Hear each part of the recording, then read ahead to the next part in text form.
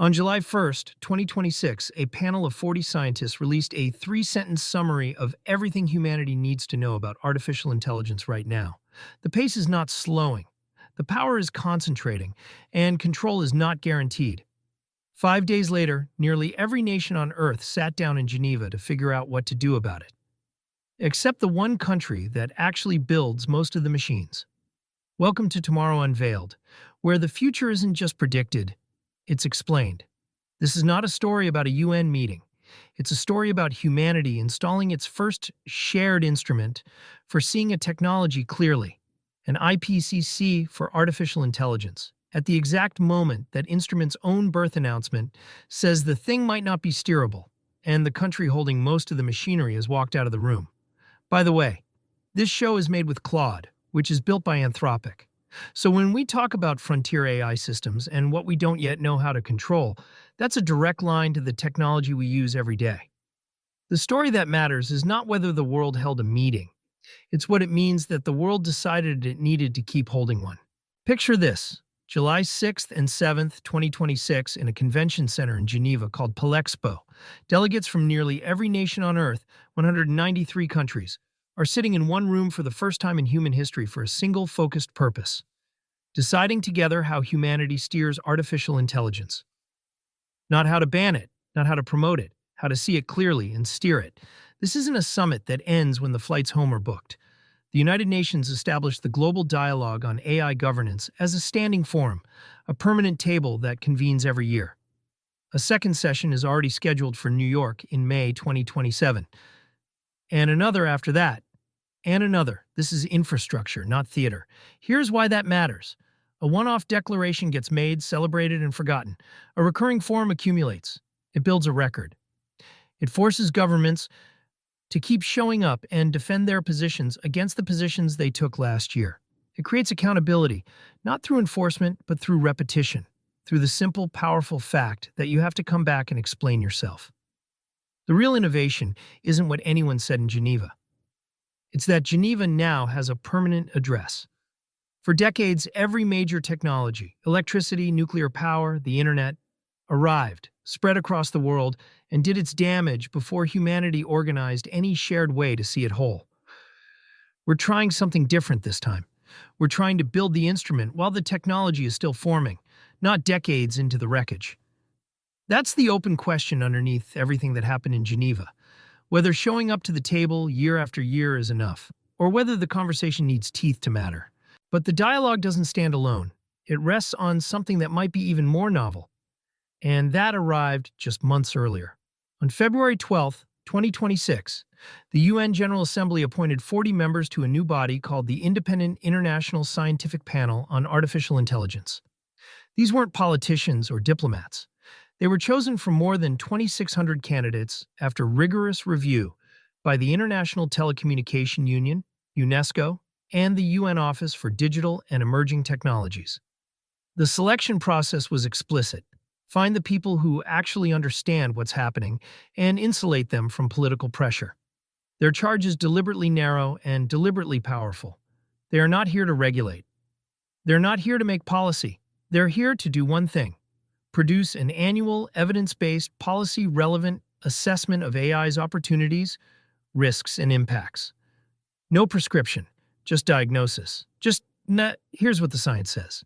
If that sounds familiar, it's because it follows a template that changed how the world talks about climate. The IPCC, the Intergovernmental Panel on Climate Change, has no enforcement power whatsoever. But by producing one shared, contestable baseline of facts that every serious actor had to argue against rather than around, it fundamentally shifted what counts as a legitimate position in the climate debate. You can't say the science is unclear anymore. You have to argue with the science, on the record. The UN is betting that the same thing can happen with artificial intelligence. On March 3rd, 2026, the panel elected its two co-chairs. And here's where the real thesis emerges. Yoshua Bengio and Maria Ressa. Bengio is a Turing Award winner, one of the three deep learning pioneers who basically invented the neural networks that power every frontier AI system today. He's also been sounding alarms about those same systems for years, and he's now running a nonprofit called Law Zero focused on AI safety. Ressa is a Filipino journalist who won the Nobel Peace Prize in 2021 for defending truth against the distortion of digital platforms. She's spent a decade documenting, with receipts, with data, with testimony, how AI-powered systems reshape democracies, how they amplify lies, how they concentrate power, a builder of the technology and a chronicler of its social damage, sharing the gavel. That pairing is the thesis in two people. The science and the society forced into the same sentence. Neither one gets to speak alone. On July 1st, 2026, 5 days before Geneva convened, the panel released its preliminary report, and Ressa compressed it into 3 lines that deserve to be quoted in full. The pace is not slowing, the power is concentrating, and control is not guaranteed. Each clause is a load-bearing claim, and they're worth unpacking because they're going to frame the decade of AI governance that's coming. The pace is not slowing. Capability is outrunning both the science that studies it and the institutions that would govern it. The models get bigger, faster, more capable. And the moment you build a safeguard, the next model is already larger than the safeguard was designed for. It's a treadmill that accelerates. And right now, we're still on it. The power is concentrating. The report names a fact that's almost never stated plainly in public. Roughly 75% of the world's AI supercomputing capacity, the physical infrastructure on which frontier systems are trained and run, sits in the United States. About 15% is in China. That means 2 countries hold nearly all the machinery. Everyone else is renting time or building smaller copies. Power, in the literal sense of kilowatts and silicon, is not distributed. It's pooled, and control is not guaranteed. This is the one that lands hardest. There is currently no known technical guarantee that the most advanced AI agents will reliably follow the instructions they are given. Not that it's hard, not that we're working on it, not that it's a known problem with a known solution. It's an absence, a thing we cannot yet promise. And here's the important part. That's not a prediction of doom. That's an admission of what we don't yet know how to do. It's the most honest thing a scientific body can say. And it's also the scariest, because it means we're running an experiment we don't fully understand. Now the panel goes deeper, and this is where the report gets uncomfortable. The scientists describe behaviors in today's most widely used systems, the chatbots millions of people interact with every day.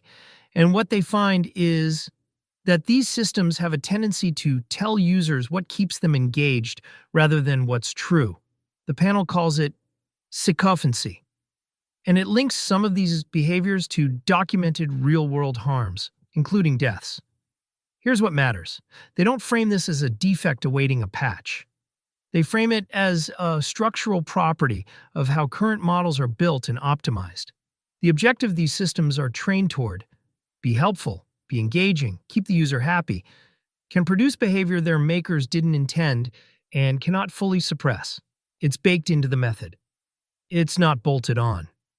The report also cites laboratory cases in which systems violated safety instructions, including attempts to avoid being shut down, not because they're malicious, but because the objective they're optimized for created an incentive to do it.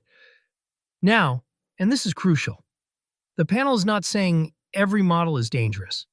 It's not establishing clean causation in every cited case.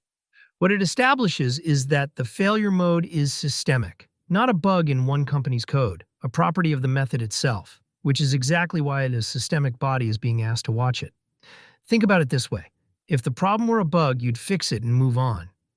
But if the problem is structural, if it comes from the way we train these systems to begin with, then fixing it requires rethinking the whole approach. And that takes time. And it requires honesty about what we're trading off when we make systems that are helpful, but not always truthful. The panel is saying we need to name this trade-off and make it intentional, not accidental. Hey, real quick, if you're enjoying this, do me a favor and hit that subscribe button. And turn on notifications so you don't miss the next one. It really does help us keep making this show. Now we come to the tension the whole episode has been walking toward. The United States, the country holding roughly 75% of the world's AI compute, voted against appointing the panel. One of only 2 no votes, alongside Paraguay. And in the weeks leading up to Geneva, U.S. officials made it clear, we're not joining this apparatus. We don't believe in it. The objection came from multiple angles, but the sharpest statement came from Michael Kratsios, the U.S. technology policy chief. He framed it around sovereignty, that the path to a flourishing AI future lies in the independence and sovereignty of nations, not bureaucratic management, and that the United States will not cede authority over artificial intelligence to international bodies. And here's where you have to hold two thoughts at once, because they're both true. Read one way. A global scientific commons is far weaker without the participation of the actor that builds and runs most frontier AI. The empty chair is a real hole, not a symbolic one. The panel can produce all the reports at once, but if the country with 75% of the compute isn't listening, the whole thing might be hollow. You can't see clearly if the person holding the brightest light won't come into the room. Read another way. The U.S. concern is not frivolous. A universal body is only as trustworthy as its insulation from capture. And let a UN process govern the frontier carries real risks. You're handing authority to an institution where authoritarian states have votes, where bureaucratic processes can slow innovation, where the incentives might not align with actually building better AI, just with looking like you're governing it. The U.S. worry isn't paranoia. It's a legitimate governance risk. Both readings are defensible. What's undeniable is the shape. The world is trying to build shared sight precisely over the systems concentrated in the one country declining to look together. And that asymmetry, that absence, is going to define what this whole apparatus can actually do. So here's the honest question. What's the point of a scientific panel with no enforcement power? What's the point of a dialogue with no teeth? You can ring a bell. You can say, here's what the science says, but you can't make anyone listen. You can't make anyone change. The panel can't regulate, the dialogue can't legislate. If a company decides to ignore the findings or a government decides the recommendation is inconvenient, there's no mechanism to force compliance. No fines, no sanctions, no authority. It's fair to ask whether the world just built an elaborate advisory body that looks impressive but can't actually do anything. And yet, and this is where the IPCC parallel matters, hold the other half. The IPCC has no enforcement power either. Not one. It can't fine anyone. It can't sanction anyone. It can't make policy. But by producing one shared, contestable baseline of facts that every serious actor had to argue against, rather than around, it permanently changed what counts as a legitimate position in the climate debate. You can't say the science is uncertain anymore. You have to engage with the science, on the record. That soft power, that authority to frame the facts, has shaped trillions of dollars in investment, policy, and corporate strategy. Soft power is not nothing. Sometimes it's the precondition for everything else. Sometimes it's the thing that makes the hard power possible. But here's the honest verdict. A scientific commons with no enforcement is both genuinely valuable and visibly not sufficient on its own. The panel can describe the problem. The dialogue can convene the actors, but neither one can solve it alone. Neither one can guarantee that knowing something will make us do something about it. That's the future-proofed posture exactly. Good, and not enough yet. An institution that matters and an institution that's incomplete. In the same moment. And if you're watching on your phone, there's a hype button right below the video. Smashing that really helps smaller channels like ours get discovered. Here's what's genuinely new about this moment. Every prior general-purpose technology arrived, spread, and did its damage before humanity organized a shared way to see it whole. The printing press came first. The social and political consequences came later. Centuries later in some cases. Electricity reshaped labor and power and inequality, and we didn't have a shared conversation about what was happening until the damage was already done. Nuclear weapons changed everything about security and geopolitics and human survival, and we were inventing the institutions to manage them while the bombs were already built. The internet distributed power and information and surveillance, and we're still arguing about what it means. In every case, the technology arrived first, the understanding came later, the governance came last. What's happening now is different. For the first time, we're trying to build the instrument while the technology is still forming. Not decades into the wreckage. Not after the damage is already baked in, right now. Well, there's still time to shape how it develops. That earliness is the hopeful part, even if the launch is imperfect, even if the US isn't in the room, even if the panel has no enforcement power and the dialogue has no teeth. Even then, the fact that we're trying to see clearly before we're forced to react, that matters. The panel's own headline is that control is not guaranteed, and the most useful thing a young institution can do with that sentence is refuse to soften it. Don't say we're working on it. Don't say trust us. Say we don't yet know how to promise this, and we're going to keep looking until we do.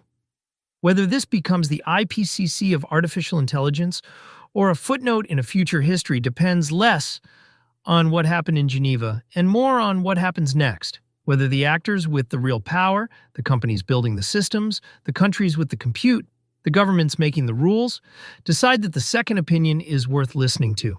Humanity just hired itself a set of eyes. The open question is whether it will believe them.